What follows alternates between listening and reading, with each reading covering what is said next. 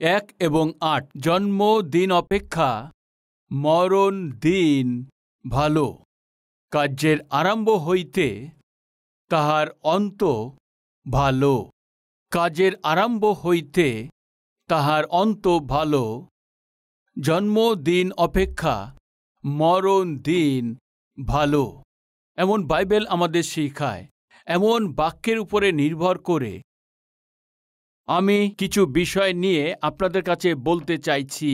মন দিন, দৌড়াতে যারা অংশ নেয়, শুধু দৌড়ানোর জন্যে তারা কিন্তু উপহার পায় না। দৌড়ানোয় শেষ পর্যন্ত যে দৌড়ায় সে উপহার পায়। ওইভাবে আমাদেরও আত্মিক জীবনকে শুরু করাতেই আমরা মুকুট পাব না। আত্মিক জীবনকে ভালোভাবে জীবনযাপন করে আমাদের জীবনে যদি শেষ পর্যন্ত খুব ভালোভাবে চলি, তবেই আমরা প্রতিফল পাব, তবেই মুকুট পাবেন। এই কথাকেই পৌল তার তিমথিয় দ্বিতীয় বইতেই তা খুব ভালোভাবে বলেছেন।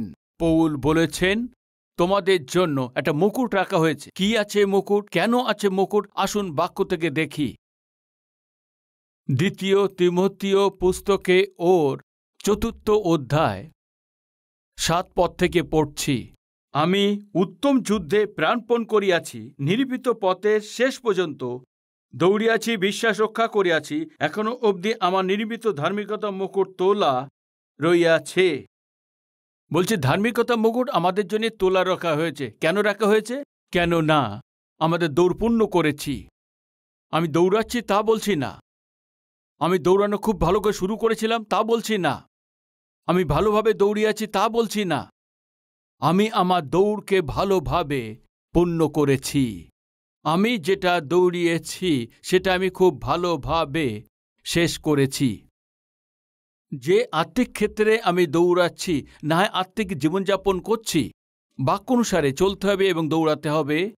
বাক্য অনুসারেই চলতে হবে এবং শেষ করতে হবে, তবেই আমরা ধার্মিকতা মুকুট পাব। পৌল স্পষ্টভাবে বলে দিয়েছে, আমি দৌড়িয়েছি, নিজের ইচ্ছা মতো নয়। আমরা অবশ্যই কবাডি খেলাকে দেখেছেন, ওর মধ্যে কিছু লোক চিটিং করে থাকে। ক্যারাম বোর্ডও খেলা হয়, ওর মধ্যে কিছু লোক চিটিং করে থাকে। ক্রিকেট খেলে থাকেন, ওর মধ্যেও চিট করে থাকে। চিটিং জানেন তাই না? হ্যাঁ বা না?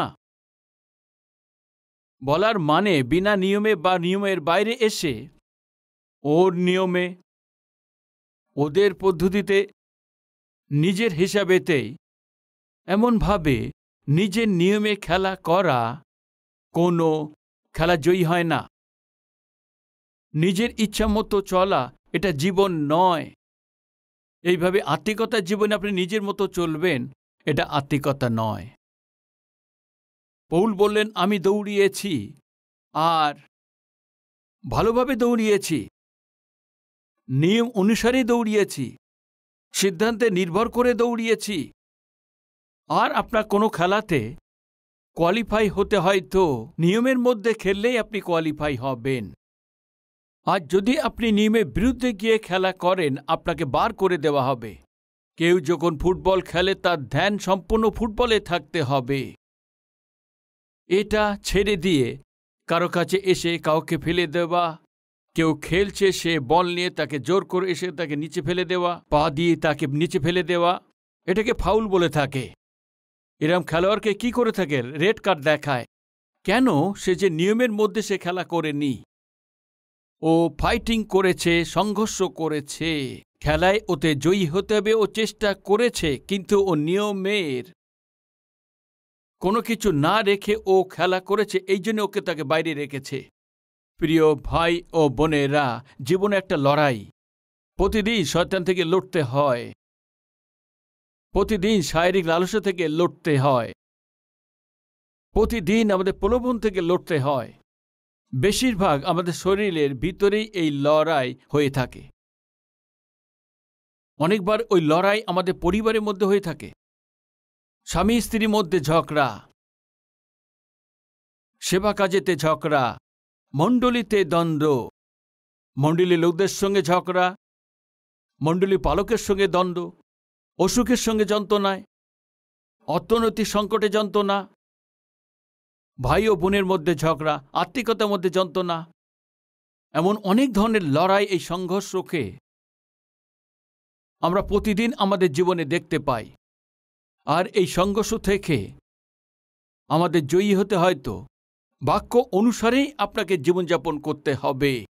সেবা কাজে যদি আপনাকে জয়ী হতে হয়তো বাক্যতে যে নিয়মাবলী দিয়েছে তার অনুসারে আমাদের জীবনযাপন করতে হবে আর কার্য করতে হবে। পরিবারেতে যদি সতের সঙ্গে লড়তে হয়, বাক্য দ্বারাই করতে হবে। আজকে আপনি কোন সংঘর্ষ করে চলেছেন, আপনি কার সংঘর্ষের মধ্যে মুখোমুখি আছে জানি না। আপনার প্রতিদিনই যে লড়াই, সংঘর্ষ, আপনি তা ভালোভাবে জানেন। কিন্তু আপনাকে ভালো লড়াই করতে হলে যা কিছু আপনি জয়ী হতে চাইছেন সেটাকে নিয়ম অনুসারেই করতে হবে। কিছু লোকরা চাকরি পাওয়ার জন্য চেষ্টা করে, সেই অনুসারে সঠিকভাবেতে চাকরি পাওয়ার চেষ্টা করুন। নকল সার্টিফিকেট দেখায়, নকল এক্সপিরিয়েন্স সার্টিফিকেট দেখায়। কেন? আমাকে যেন চাকরি পেতে হবে, এই জন্য, কাজেতে জয়ী হওয়ার জন্য, এক্সামেতে পরীক্ষা পাশ করার জন্য অগণিতিক চিঠি নিয়ে আসে, নকল করে থাকে। আগের জনকে দেখে কপি, পাশের জনকে দেখে কপি। আমি যখন পড়াশুনো করতাম আমার অঙ্ক একদম ভালো হতো না, আর আমার সামনে যে বসতো সে খুব ভালোভাবে সে অঙ্ক করতে পারত। অঙ্কের জন্য ওই আমার সাহায্যকারী ছিল। ও পেপার আমার একটু পাশে রেখে দিত আর আমি দেখে সবকিছু তখন লিখে নিতাম। এই জন্য ওর সঙ্গে অনেক প্রেমের সঙ্গে থাকতাম, অনেক ভালো বন্ধুত্ব ছিল তার সঙ্গে। সবসময় তার সঙ্গে ঘুরতে যেতাম, ওর সঙ্গে খেলা করতাম, ও যদি কিছু চাইতো তাকে খাওয়াতাম। ও জানতো না কেন ওকে এত প্রেম দেখাতাম, কেননা পরীক্ষা আসতে চলেছে। আর যদি ওকে বলি তোর পেপার একটু পাশে রেখে দে আর ও লিখবে এবং আমি শুধু আরাম করে লিখতে পারবো, আমি তা ভাবতাম। আমার নিজের পড়াশোনার উপরে নির্ভর করতাম না, বরঞ্চ বন্ধুর ওপর আমি নির্ভর করেছিলাম। যেভাবে ও কপি করে আমি পরীক্ষা পাশ করে যাব এবং ভালো নাম্বার পাবো বলার পরে আমি চিটিংয়ের উপরে নির্ভর করলাম। ওখানে কমপক্ষে 10টা বেঞ্চ আছে, ওর নম্বর আছে 10, আমার আছে 11। 1 2 3 4 5 6 7 8 9 10। 10 নম্বর ছিল ওর লাস্ট বেঞ্চ। ও এখানে বসেছে, আমার নম্বর ছিল 11 আর ও এখানে এসছে। পরীক্ষা হলে গিয়ে আরে আমার সে রক্ষাকারী কে আছে, আমার বাঁচানোর লোক কে আছে দেখতে পাচ্ছি তো আরাম করে পিছনে বসে আছে। আমি আমার নম্বর সামনের বেঞ্চে এসছে, আমার মাথা ধরেছে, পুরো টেনশনে পড়ে গেছি, যন্ত্রণায় পড়ে গেছি। আমার পড়ার এবং পরিশ্রমের উপরে নির্ভর করা দরকার ছিল, না তো আমি কপি করে পাশ করার জন্য। বাচ্চাবেলাতে আমি নকল করে পাশ করার ইচ্ছা করেছি, লজ্জায় পড়ে গেছি। তখন আমি ভেবেছি আরে কেন আমি পরিশ্রম করিনি, পরিশ্রম করলে তো আমিও পাশ করতে পারি। আমি পরিশ্রম করছি না, অন্য পরিশ্রম করছে আর আমি ওর পরিশ্রমের উপরে নির্ভর করব আর 5 নম্বর পাব। কত মূর্খতাপূর্ণ ভাবনা। এই জন্য আমি একটা জিনিস শিখেছি, কিছু পাওয়ার ইচ্ছা রাখছেন, বিজয়ী হবার আশা করছেন, কোনো জিনিসের ক্ষেত্রে হতে পারে। লেখাপড়াতে সফলতা পেতে হবে, পড়াশোনার পরে ভালো চাকরি খুঁজতে হবে, তারপরে ভালো মেয়ে খুঁজে বিবাহ করতে হবে, হ্যাঁ ভালো পরিবার হবে। আজ যদি ব্যবসা করছি তো তাতে ভালো মুনাফা পেতে হবে, সেটেল হতে হবে। সকাল থেকে উঠে রাত্রে শোয়া পর্যন্ত মানুষ তো কিছু পাওয়ার জন্যেই পরিশ্রম করছে, যন্ত্রণা পাচ্ছে। প্রশ্ন উঠছে আপনি যে জিনিসটা পাওয়ার জন্যে চেষ্টা করছেন কি ওটা নিয়ম অনুসারে আছে, কি ওর পদ্ধতি ঠিক আছে? আজ যদি আপনি অন্যায়ভাবে অন্যভাবেতে আপনি কোনো কিছু প্রমাণ চাইছেন, আপনি সবসময় মনে রাখবেন ওটার আনন্দ কোনো দিনেই পাবেন না। এই জন্যে আপনার আমাদের জীবনেতে যতদিন আমরা বেঁচে আছি প্রতিদিন যে জিনিসের জন্য পরিশ্রম করছি, চাইছি, পাওয়ার চেষ্টা করছি, আমাদের চেষ্টা বাক্য অনুসারে, আমাদের চেষ্টা নিয়ম অনুসারে পরিশ্রম করুন, প্রতিফল পাবেন।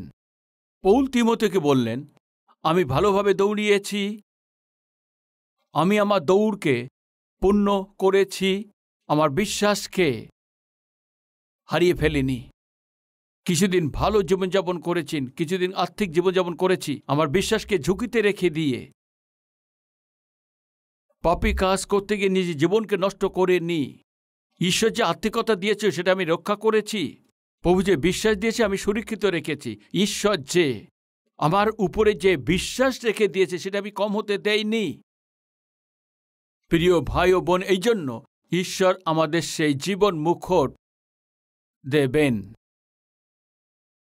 বাইবেল আমাদের বলে, কার্যের আরম্ভ থেকে শেষটা উত্তম আছে, মানুষের জন্মদিন অপেক্ষা মরণ দিন উত্তম আছে। এই জন্যে ভাই ও বোনেরা,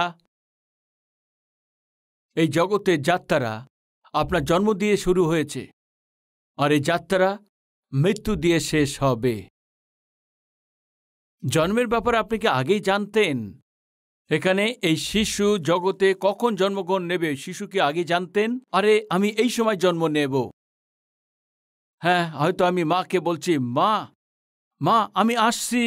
কি আপনার বাবা মাকে আপনি বলেছেন, দেখুন সোমবার আমি 7টার সময় সকালে চলে আসব? কি আপনি এসব বলেছেন? না। আপনি যখন এসে সব বলে আসেননি, আপনি যখন যাবেন সব বলে যাবেন কি?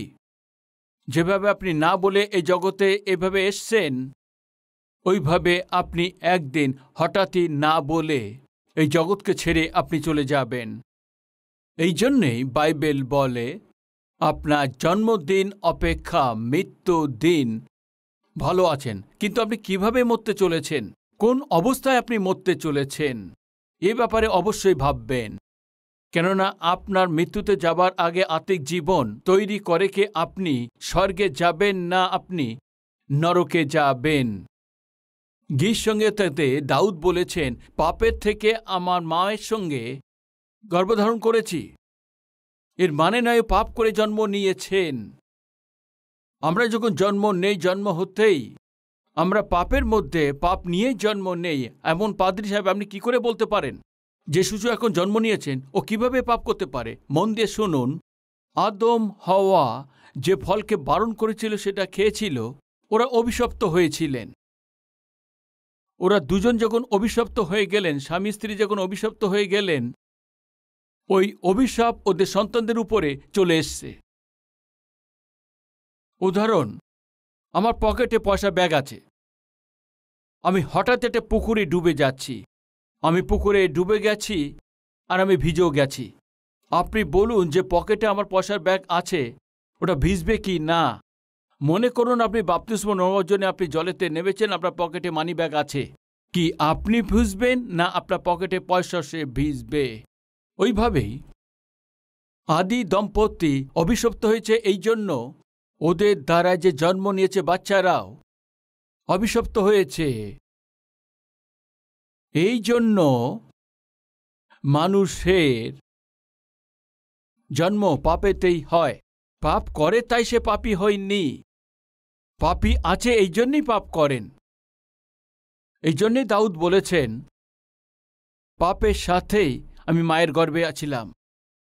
এই জন্যে বাইবেল বলে, ধার্মিক কেউই নেই, একজনও নেই। আমরা পাপেতেই জন্ম নিই, পাপেতে জীবন জ্বলি। যদি পাপেতে মারা যাই তো আমরা স্বর্গে যেতে পারবো না।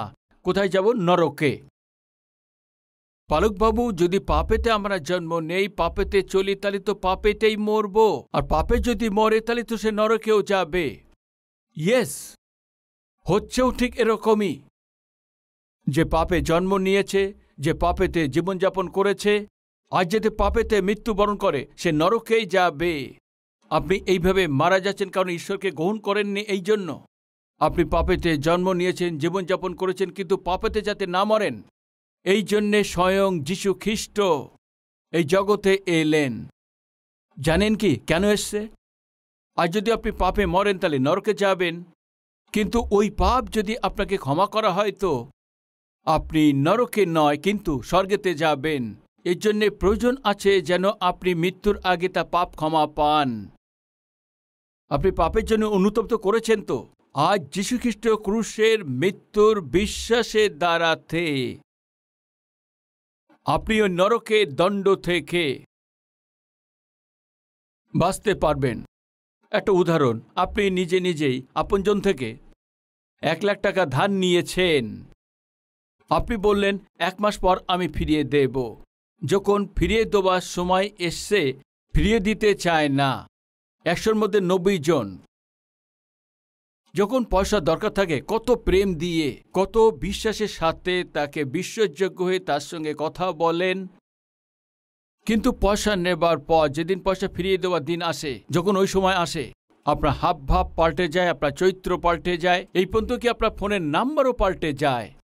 কি এসব হয় বা হয় না? হয়। বন্ধু যখন তার পয়সা ফিরিয়ে নিতে আসে, আরে পয়সা নেবার সময় তুমি ঘরেতে এসছিলে, 1 মাস হয়ে গেছে, এখন ফিরিয়ে দেওয়ার জন্য আসতে হবে না? তুমি এসে দেবে, অপেক্ষা করছে, কিন্তু তোমার তো কোনো কিছুই ঠিকানা নেই, এই জন্য আমাকে আসতে হয়েছে। আরে লক্ষ টাকা নিয়েছো, প্রয়োজন ছিল বললেন, আমার প্রয়োজন আছে, পয়সা আমার দরকার, ব্যাস 1 সপ্তাহের মধ্যে দিয়ে দেব। আমার বন্ধু 1 সপ্তাহের মধ্যে দিয়ে দেবে বলেছেন, পেলেই আমি দিয়ে দেব। 1 সপ্তাহ হয়ে গেছে, 1 সপ্তাহ হয়ে গেছে, দেওয়ার দরকার ছিল, দেয়নি, ফোন করছে, আরে মনে কিছু করো না, আরেকটা সপ্তাহ, ঠিক আছে কোনো ব্যাপার না। 1 সপ্তাহ পর ফোন করছে আর ফোন তুলছে না, এ সাধারণ আছে। দ্বিতীয়বার কল করছে, কল কেটে দিচ্ছে, এও হয়ে থাকে। একটু সময় পর আবার কল করার জন্য নাম্বারই ব্লক করে দিয়েছে। এমনও হয়ে থাকে কিছুদিন পর আবার কল করার পর যে নাম্বারে আপনি যোগাযোগ করতে চাইছেন ও এখন সুইচ অফ আছে। এমন হয় না? Switch off. আরে এই কি সুইচ অফ হয়ে গেছে? আপনাদের মধ্যে কত লোক ঋণ দিয়েছেন হাত দেখান, ঋণ দেওয়ার লোকেরা। আর কত লোকরা ঋণ নিয়েছেন হাত দেখান। আরে কোনো ব্যাপার না, বলুন না। ঋণ দেওয়ার লোকরা হাত তুলেছেন, রাইট। বাইবেল বলে দেয় তুমি ঋণ দেওয়ার লোক হবে, কিন্তু ঋণ নেওয়ার লোক হবে না। কিন্তু আমরা এখানে কি দেখতে পাচ্ছি? ঋণ দেওয়ার চাইতে নেওয়ার যে লোকেরা বেশি আছে। চলো ঠিক আছে, ঘটনাতে আসি। একদিন যে ঋণ নিয়েছে সাক্ষাৎ করতে গেছে, ওকে ধরে নিয়ে, কি ভাই তুমি 1 মাস মধ্যে দেওয়ার কথা ছিল, এখন 3 মাস হয়ে গেছে, ফোন সুইচ অফ আছে, ঘরে সবসময় তালা ঝুলছে, আমার এখনই পয়সা চাই, এই বলে তাকে আপনি ধরে নিয়েছেন। আর ও তার সে সমস্ত কাহিনী বলতেই চলেছে, এক্সকিউজ দিতেই চলেছে। আপনি অনেক রেগে গেছেন, আপনি বিশ্বাস দেখিয়ে আপনার কাছ থেকে পয়সা নিয়েছেন, আপনাকে কাহিনী শোনাচ্ছেন, আপনি রেগে গেছেন, আপনি হাত তুলে দিয়েছেন। এসব দেখছে আরেকটা বন্ধু, দেখতে পেয়েছে, দৌড়ে এসছে, আরে কি হয়েছে, কি হয়েছে বলো। আরে এ আমার কাছ থেকে লক্ষ টাকা ধার নিয়েছে, আমার বাচ্চাদের ফিস ভরার জন্য পয়সা রেখেছে, ও 1 মাসের মধ্যে দিয়ে দেবে বলেছিল, আর দেখো এখন ঘরের মধ্যে গেলে সে তালা ঝুলছে, ফোন সুইচ অফ করে রেখে দিয়েছে, এখন পয়সা চাচ্ছি, এদিকে ওদিকে তার কাহিনী শোনাচ্ছে। তো আপনি যে ঋণ দিয়ে থাকেন, আপনার এই কাহিনী শুনিয়ে থাকেন। আর তৃতীয় ব্যক্তি এসে বলছে, আরে এ তো ঠিক নয়, তোমাকে পয়সা দিয়েছে, মাসের মধ্যে ফেরত দেওয়ার দরকার ছিল, আরে আমার কাছে থাকলে আমি দিয়ে দিতাম, আমার সময় ঠিক ছিল না, এই জন্যে ফোন তুলতে পারিনি, আমি অনেক চেষ্টা করেছি, পয়সা তৈরি করতে পারিনি, এই জন্য ফোন সুইচ অফ করে দিয়েছি, আমি কি করব, আমি অনেক চেষ্টা করেছি কিন্তু করতে পারিনি। ঋণ নেওয়ার লোক বলছেন, ওই তৃতীয় ব্যক্তি যে ওর বন্ধু ছিল, চলো যা হওয়ার তো হয়ে গেছে, পয়সা তো দিতে হবে তাই না, চলো কোনো ব্যাপার না, আমি দিয়ে দিচ্ছি। তো এইভাবে তৃতীয় এক ব্যক্তি এসে ওই পয়সা তাকে দিয়ে দিয়েছে। তো ঋণ শোধ হয়ে গেছে কি যায়নি? আপনি বলুন। হ্যাঁ, শোধ হয়ে গেছে। ঋণী দিয়েছে তার কাছে কোনো অধিকার আছে কি ওকে এখন সে ধমক দেবে, ও জামার কলার ধরবে, ধমক দেওয়া ভালো মন্দ করার অধিকার আছে? নেই। কেন নেই? কেননা ও সেই ঋণকে অন্য কেউ এসে শোধ করে দিয়েছে। এই জন্যে যে ঋণ দিয়েছে সে, ঋণ যে নিয়েছে তার উপরে আর কোনো অধিকার নেই। প্রিয় ভাই ও বোন, আমাদের সবারই আজ পর্যন্ত আমরা কত পাপ করেছি এবং কত পাপ করে থাকব। সকালে ওঠা থেকে রাত পর্যন্ত আমরা কি করছি জানি না। দৃষ্টিতে পবিত্রতা নেই, কথাবার্তা পবিত্রতা নেই, চরিত্রেতে পবিত্রতা নেই, ভাবনা চিন্তা পবিত্রতা নেই, সম্বন্ধে ব্যবহারেতে পবিত্রতা নেই। কিছু লোকদের পরিবারের ব্যবহারের মধ্যে, বন্ধনের মধ্যে পবিত্রতা নেই। সকালে ওঠা থেকে রাত পর্যন্ত কত ধরনের পাপ। এরম একজন পাপী ব্যক্তি হঠাৎই যদি মারা যায়, কোথায় যাবে? সোজা নরকে। কিন্তু ঈশ্বর আপনার আমার অনেকভাবে প্রেম করেন। বাইবেল এই কথা বলে, ঈশ্বর জগৎকে অনেক প্রেম করেছেন। কত? অনেক। মনুষ্য জাতিকে ঈশ্বর অগণিতিক প্রেম করেছেন। এমন ঈশ্বর মানুষকে প্রেম করেছেন এই জন্য, মৃত্যুর পরে যেন ও নরকে না যায়, এই জন্য স্বয়ং যীশুখ্রিস্ট এই পৃথিবীতে নেমে এসছে। কেন এসছে? মানুষ যা পাপ করেছে ওর দরুন তার সে সাজা পেতে হবে।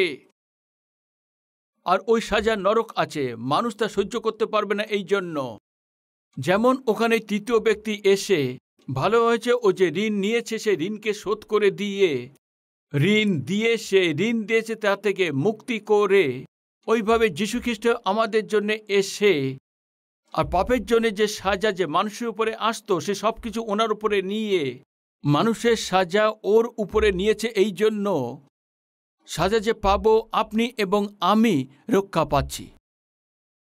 যীশুখ্রিস্টের মৃত্যুর দ্বারাতে যে দণ্ড আপনার উপরে নির্ধারিত ছিল, এখন সেই দণ্ড থেকে আপনার উপরে থাকবে না। যে ঋণ নিয়েছে তার আর ঋণ শোধ করার দরকার নেই, কারণ তৃতীয় ব্যক্তি এসে তার সে ঋণ স্বরূপ তাকে তা শোধ করে দিয়েছেন। এখন যে ঋণ তার আর 1 টাকাও তাকে ফিরিয়ে দেওয়ার দরকার নেই। ঋণ দিয়েছিল তার যে সম্পূর্ণ অধিকার সম্পূর্ণ নির্ময় করে দিয়েছে। ওই ঋণ যে নিয়েছে তাকে কি করতে হবে? যখন ও ঋণ শোধ করতে পারছে না, ওই দিন অবস্থার মধ্যে ছিল, ওকে অপমান থেকে বাঁচানোর জন্য, ওর কষ্টের সময় তাকে বার করার জন্য যে তৃতীয় আপনজন এসেছিল, আরে চিন্তা করো না, আমি এ পয়সা দিয়ে দেব, এইভাবে বলে তৃতীয় ব্যক্তি যখন ঋণ দিয়ে দিয়েছে, ঋণ নেওয়ার লোককে তাহলে কি করতে হবে? স্বীকার করতে হবে। ঠিক কি না? ঋণ নেওয়ার লোককে তৃতীয় ব্যক্তিকে স্বীকার করতে হবে। আরে ভাই, অনেক অনেক ধন্যবাদ। আরে তুমি তো আমার জন্য স্বর্গদূত হিসেবে নেমে এসছো, আমার জন্য পয়সা দিয়ে দিয়েছ, নয়তো আমার কি হতো, আমার অবস্থা। অনেক থ্যাঙ্কস। জীবন ভোর তোমার উপকার ভুলব না, এই সাহায্যকে আমি কোনোদিনই ভুলব না। সাধারণভাবে এমনই বলে। তো এমন যখন এই তৃতীয় ব্যক্তি এসে ঋণ নেওয়ার লোককে তখন ক্ষমা করে দেয় বা ঋণকে দিয়ে দেয়, তাকে তা গ্রহণ করতে হয়। সাহায্যকারী লোকের কাছে অঙ্গীকার করতে হয়, সাহায্য করেছে তার কাছে অনেক কৃতজ্ঞতার জীবন রাখতে হয়। হ্যাঁ কি না? আপনার যদি মনে হয় আমি ঠিক বলেছি, তাহলে আপনার হাতকে তুলুন। রাইট, সবাই কি স্বীকার করছেন না? আমিও ওই বলছি, পাপ আমরা করেছি, সাজা আমরাই পাব, কিন্তু ঈশ্বর আমাদেরকে প্রেম করেন, নিজে নেমে এসে এবং আমাদের সাজা তার উপর নিয়েছে। আমাদের কি করতে হবে? উনি যে ত্যাগ করেছেন ওনার স্বীকার করতে হবে, তাই না? ওনার ওই ত্যাগকে স্বীকার করতে হবে। এই জগতে যাত্রা শেষ হওয়া পর্যন্ত কি আমরা তার প্রতি কৃতজ্ঞতা জীবনযাপন করব না? ঠিক কি না? এটাকে বাইবেল কি বলেছেন? যিনি ওনার অঙ্গীকার করেছেন, কার? যীশুখ্রিস্টের উপরে।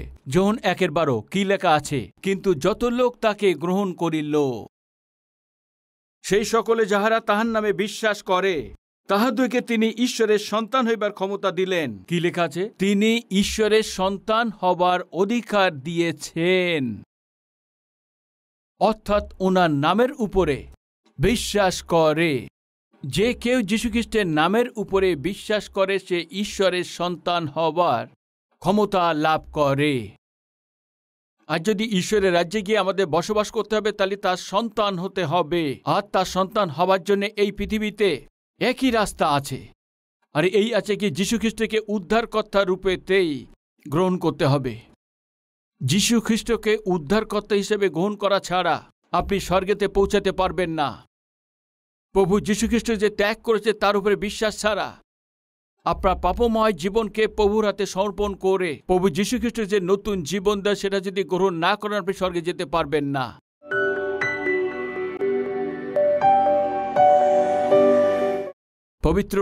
পবিত্র পিতা, আজ যারা প্রার্থনা করছে প্রত্যেককে স্পর্শ করুন, প্রত্যেককে ক্ষমা করুন পিতা। আপনি প্রেম করেছেন, আপনি জীবন দিয়েছেন, ওদের মূল্য দিয়ে মুক্ত করেছেন। আমাদের যে অভিশাপ ছিল আপনার উপর নিয়েছেন, আমাদের জায়গায় আপনি মারা গেছেন, আমাদের পাপকে অভিশাপকে সরিয়ে দিয়ে আমাদেরকে নতুন জীবন দিয়েছেন। এক পাপময় লোক হিসেবে নয়, কিন্তু যেন পবিত্রতার জীবনযাপন করে শেষেতেই স্বর্গের রাস্তাকে পরিষ্কার করার জন্য আপনি সবকিছু করেছেন। মাথা থেকে শুরু করে পা পর্যন্ত সমস্ত পাপকে আপনি দূর করুন পিতা। আমাদের প্রার্থনার উত্তর দিন, অনন্ত জীবনে আশীর্বাদের জন্য আমাদের পাল্টান পিতা।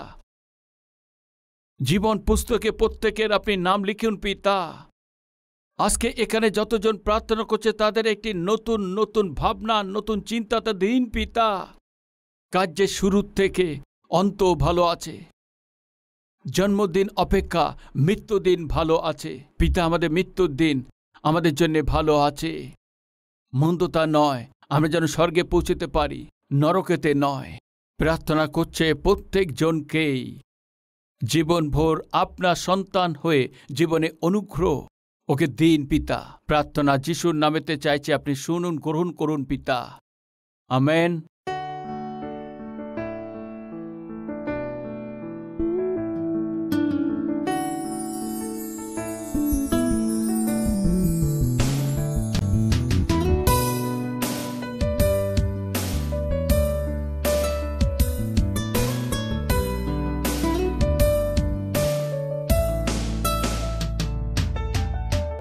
My heart I give to you.